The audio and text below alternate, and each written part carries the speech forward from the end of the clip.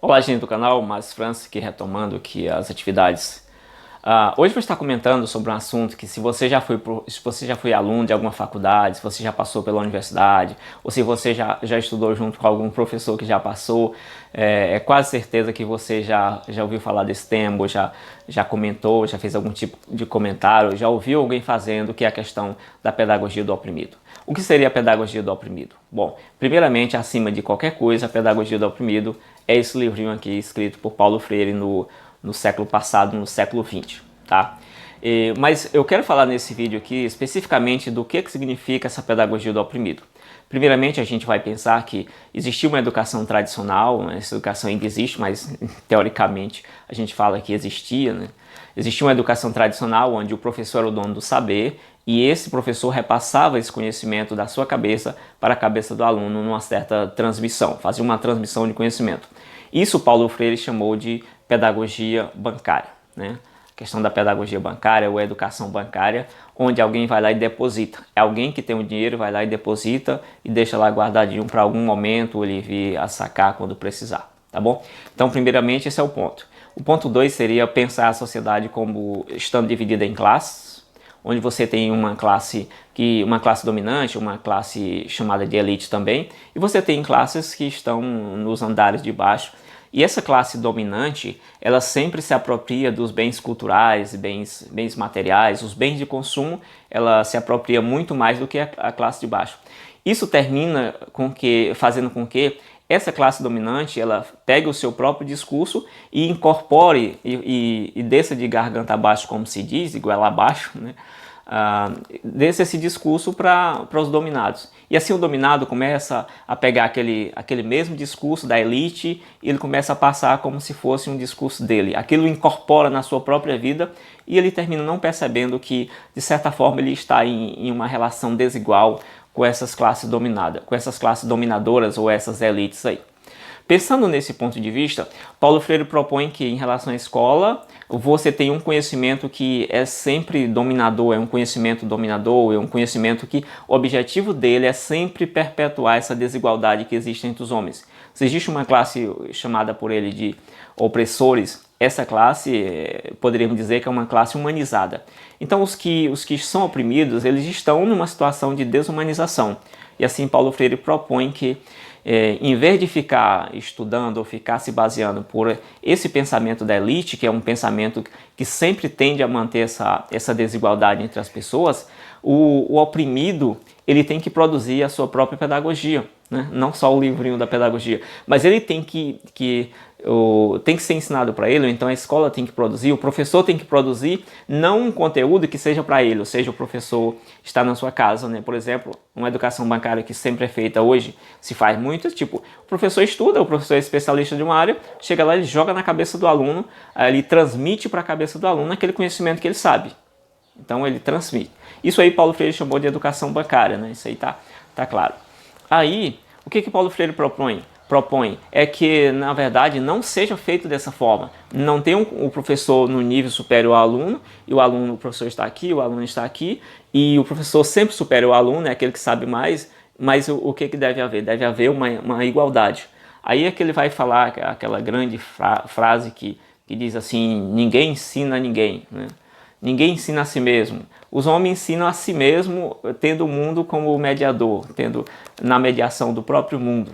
E aí quebra-se essa ideia de verticalização, é um termo que ele fala muito nesse livro, a verticalização, essa hierarquia, e agora você coloca uma ideia um pouco mais assim na horizontal, né? Perde essa ideia vertical e agora você tem uma relação nessa horizontal.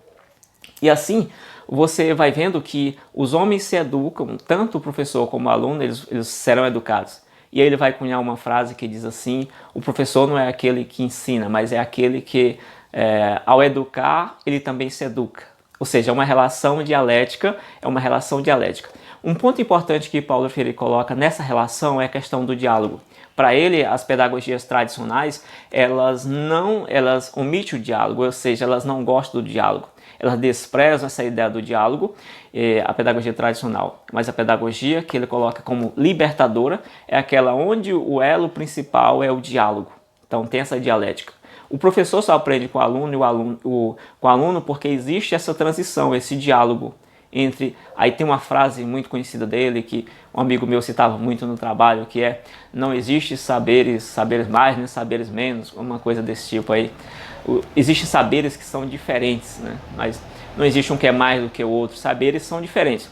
E nesse ponto, aí resumindo aqui o que seria a pedagogia do oprimido, é aquele conhecimento, é aquela consciência que é produzida não para o aluno. Não é um conhecimento que você vai lá em casa, na sua casa, no seu quarto, no seu escritório, estuda aqui sobre Karl Marx, chega lá com um monte de conteúdo e resumo e joga na cabeça do aluno. Não, mas é um conhecimento que você vai produzir juntamente com o aluno, dentro da realidade dele, daquilo que ele conhece, dentro da sua prática social. Assim, tem outro conceito importante, que é a questão do opressor e o oprimido. Por isso que tem a pedagogia do oprimido. Se o opressor tem a sua forma de ensinar, os seus métodos, tem a sua narrativa, a sua ideologia, agora o que tem que fazer o oprimido? Pegar esse mesmo conhecimento do opressor? Não, esse conhecimento, segundo Paulo Freire, ele existe para manter essa desigualdade. O que ele tem que fazer? Produzir a sua própria pedagogia, produzir o seu próprio conhecimento a partir da sua realidade, para que a partir desta consciência dele, ele consiga transformar o seu meio social, a sua prática social. Por quê? Aí ele cita outras questões interessantes, que são, uma delas que é o medo da liberdade. O que seria o medo da liberdade? O oprimido, ele se vê com aquele medo da liberdade porque ele pensa, no momento que eu for tentar ser... Porque no momento que eu for tentar me igualar ali, talvez o oprimido, ou então buscar o meu direito de humanização, eu vou me tornar também um opressor, que é o que Paulo Freire coloca que deve ser diferente. Assim, o objetivo social do oprimido é, na verdade, se conscientizar, ou seja, libertar a si mesmo, e também libertar o opressor daquela visão de opressão. E assim os dois consigam também entrar nesse diálogo sem que um fique oprimindo o outro.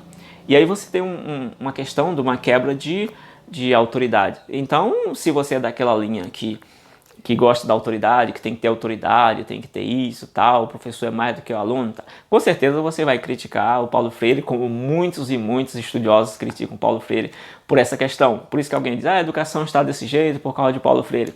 É também por causa dessa quebra de autoridade que existia antigamente entre o professor e aluno, além de outras questões. Paulo Freire também é contra essa pedagogia do opressor, ou seja, o que o professor Saviani já faz diferente, diz, olha, esse conhecimento da elite, que são ferramentas de dominação, o que o oprimido tem que fazer? O oprimido tem que pegar aquelas ferramentas e entender como que elas funcionam, porque somente fazendo isso é que o oprimido vai conseguir se libertar. Como que ele vai conseguir se libertar se ele não tem as ferramentas que o opressor usa para lhe oprimir? Então a visão do professor Saviani já é bem mais assim, interessante nesse ponto. A do Paulo Freire não, já descarta que ele tem realmente que se afastar dessas ferramentas e produzir suas próprias ferramentas. É uma ideia interessante, legal, mas assim, só para mostrar esses dois lados, assim, esses contrapontos, de que existe mesmo dentro daqueles que se consideram marxistas ou da fenomenologia ou coisa desse tipo. Tá? Alguns autores não consideram Paulo Freire como sendo marxista. Até o José Carlos também fala um pouquinho isso. Tem um professor chamado José Carlos que comenta isso aí também, tá bom? Então basicamente era isso o vídeo. Se você entendeu o que é a pedagogia do oprimido, além desse livrinho aqui, que é a pedagogia do oprimido é aquela ferramenta, aquele conhecimento que vai ser produzido não de cima para baixo, não do professor para o aluno, mas junto com o aluno. E os dois vão estar aqui equivalentes. Um vai ensinar, outro vai aprender. À medida que um ensina, outro termina que aprendendo e vice-versa. Isso é na questão dialética e você forma um pensamento dialético. Um aprende com o outro e vice-versa. Beleza? Acho que ficou claro alguns pontos. Se não ficou, deixa aí nos comentários também o que você achou desse vídeo. Comenta aí que a gente continua esse bate-papo aí nos comentários. Dê um joinha no vídeo, se inscreva no canal se você achar por bem. Compartilhe com seus amigos, seus colegas que você acha que possa estar precisando disso aí, que talvez queiram saber o que seria a tal da pedagogia do oprimido, tá? Além do livrinho, Pedagogia do Oprimido, é aquela consciência que o oprimido vai ter que desenvolver e a partir daí produzir suas próprias ferramentas e não ficar usando ferramenta dos outros, porque essas ferramentas com certeza vão lhe conduzir apenas a a essa perpetuação da desigualdade existente entre os homens. Enquanto uns são humanos, outros estão em completo estado de desumanização. O que Paulo Freire propõe é exatamente essa libertação do ser. Tranquilo? Então fica aí esse comentário de hoje. Deixa o comentário, clica aí em gostei, né? Às vezes a pessoa só assiste o vídeo, depois vai embora, não diz nada, se gostou, se não gostou. Dê aí a sua opinião e a gente continua, se quiser, esse bate-papo logo abaixo. Tranquilo? Até o próximo vídeo. Valeu, fui!